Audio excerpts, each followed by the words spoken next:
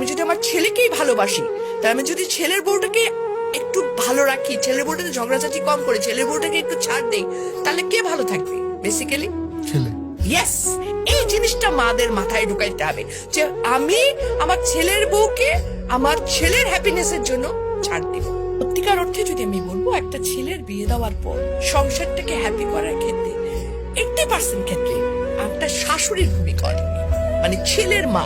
Definitely কোনো জায়গায় ছেলে বউ খারাপ আছে, কিন্তু exceptional cannot be an example. বেশিরভাগ শাশুড়ি কিন্তু বেশি আমার দখলদারিত্ব মনোবৃত্তিতে চলে যান।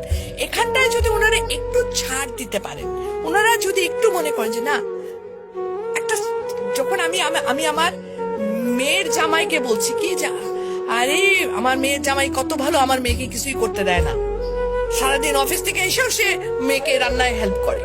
আর ছেলের ব্যাপার হলে তখন আমরা বলতো কি ছেলের বউ সারাদিন ঘুমায় থেকে আমার পোলা আসে রান্না করে খাওয়ায়।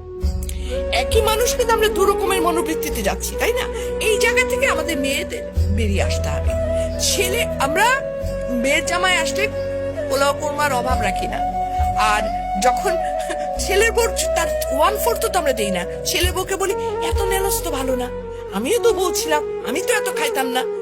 সিরিয়াসলি কিন্তু ইট হ্যাপেন্স। হ্যাঁ, কিন্তু মেয়ের জামার জন্য পোলাও কোরমা করতে যদি টাকা না থাকে আমি ঋণ করে নিয়ে এসো খাওয়াবো। রিজনটা কি? রিজনটা আমি চাই আমার মেয়েটা ভালো থাকুক। মেয়ের জামাইকে খাতির করার মেন রিজন কিন্তু আমার মেয়ে ভালো থাকে, আর কিছু না।